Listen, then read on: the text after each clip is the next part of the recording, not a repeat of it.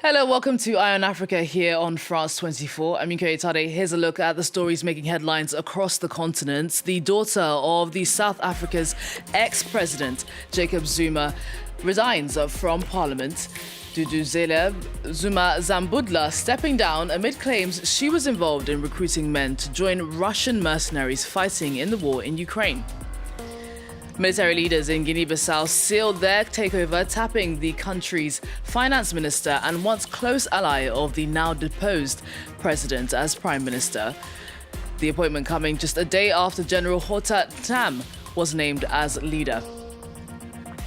And a big win for farmers in Kenya. A court lifting legal restrictions blocking farmers from saving and sharing seeds, rules that many argued threatened both their ancestral traditions and food security.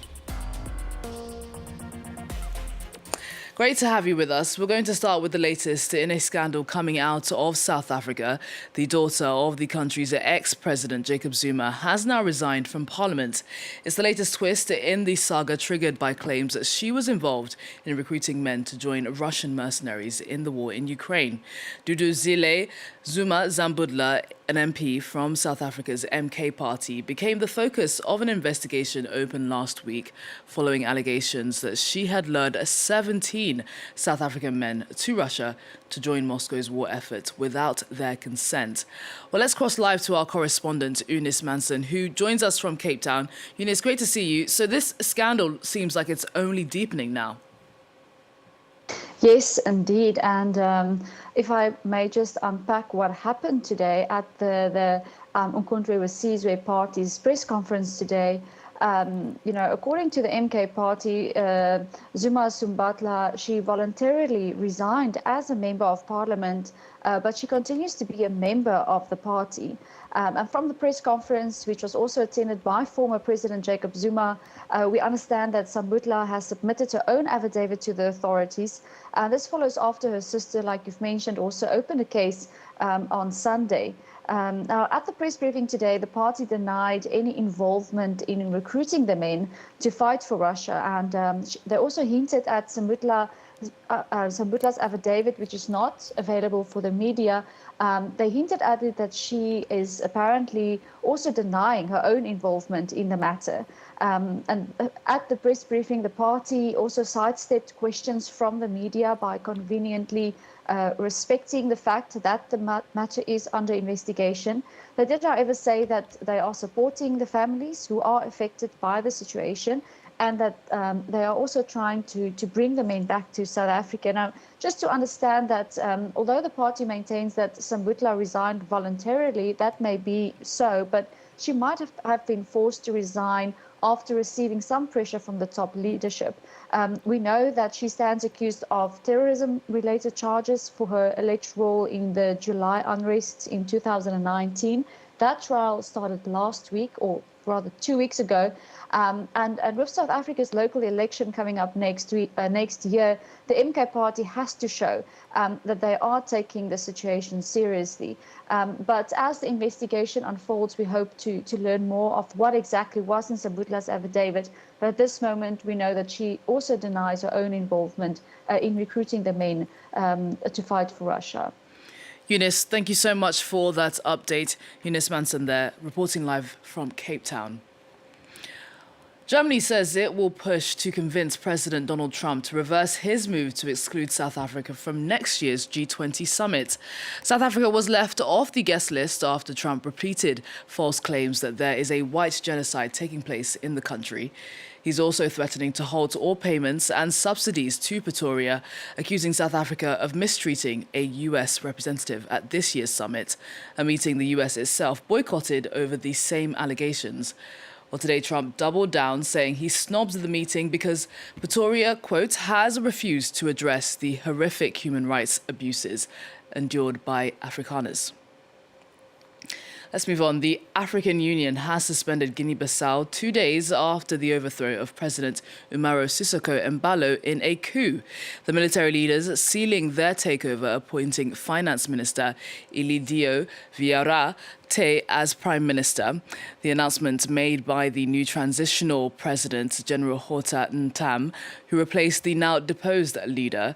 Embalo himself landed in Dakar on Thursday night. Back in Bissau, life is returning to some semblance of normality, as our regional correspondents explain. The Bandin market is the heart of Guinea-Bissau's capital.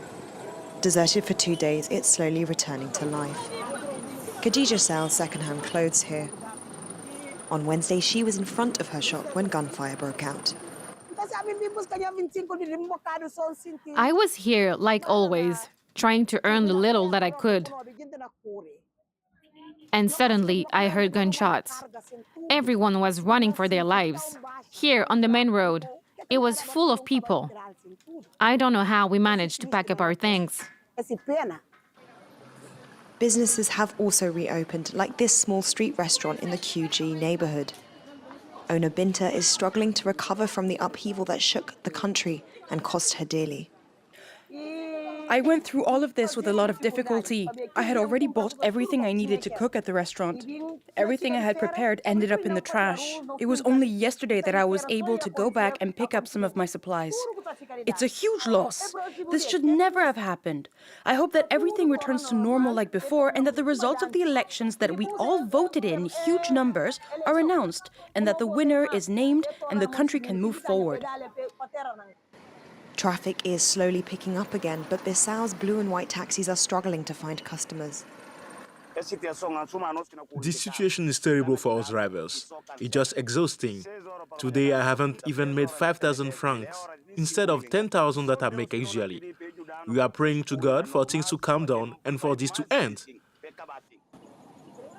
With programming on private radio stations still suspended, people are relying on social media to track a crisis that continues to evolve. Next, in recent weeks, a blockade by the al-Qaeda-linked group Janim, alongside intensified fighting between the Malian army and its Russian allies, the Africa cause has left civilians bearing the brunt, while the blockade has spread across the country, cutting off communities from food and supplies. Foreign nationals have been urged to evacuate as the African Union calls for an international response. In Mauritania, the Hodi El Shaji region is already home to over 300,000 Malian refugees. Now hundreds are arriving across the border. Our team on the ground with this report. Thirsty, exhausted, but alive. Malian families finally reach safety after days crossing the Sahel. Once an empty desert, now a makeshift village. These women from the northern village of Lere say al-Qaeda-backed Janim gave them 72 hours to flee or be treated as the enemy. A tactic that has driven hundreds like this woman to neighboring Mauritania. We were forced to leave without taking anything, travelling only on carts. We've been here for 2 weeks now, living without food, exposed to the sun, with our children, without clothes or blankets, even though the cold season is beginning. Several of our children are ill, and we lack everything. Families say the group enforced blockades on food and supplies, part of Janim's wider siege that has deepened Mali's crisis and fueled clashes with the army and its Russian allies, Africa Corps. Dozens of refugees say their joint operations intensified after Janim's order to evacuate, bringing drone strikes and assaults on villages. This man's brother was killed in a Wagner raid last year. When fighters returned just a few weeks ago, he ran for his life. We don't know why they kill us. But when they came, we ran into the forest. Janim are there, but they only pass through.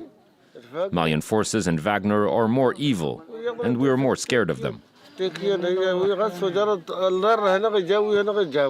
Despite the UN's Embera camp an hour away, most settle in the border area or nearby villages. Red Crescent staff say new arrivals are straining already limited resources, especially water, as worsening violence slows their escape to safety.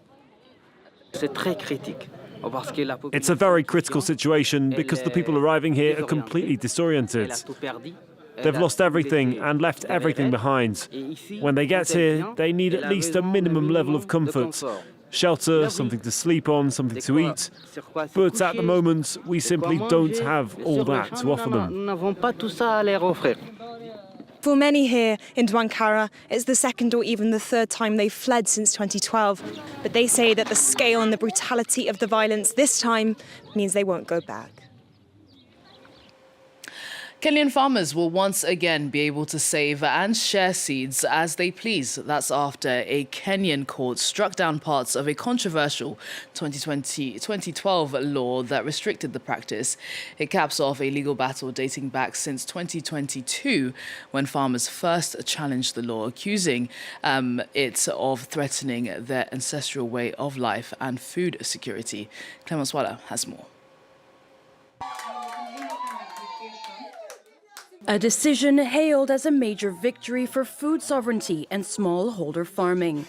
On Thursday, a Kenyan court invalidated certain provisions of the Seed and Plant Varieties Act, which prohibited farmers from saving and sharing their seeds.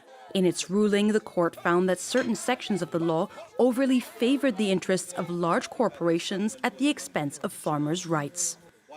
This is because they granted extensive proprietary rights to plant breeders, and there was no corresponding right that was given to the farmers. The law provided for heavy fines and up to 2 years in prison for the use of uncertified seeds, thus criminalizing the traditional practice of saving and sharing native seeds passed down from generation to generation. The decision comes after a 3-year legal battle, a relief for farmers. We have to fight for our food sovereignty. Seed is one of the sources of food sovereignty. It will be a relief for us farmers because we will be planting seeds that are familiar to us. We know where they come from. They've been in our families for many years.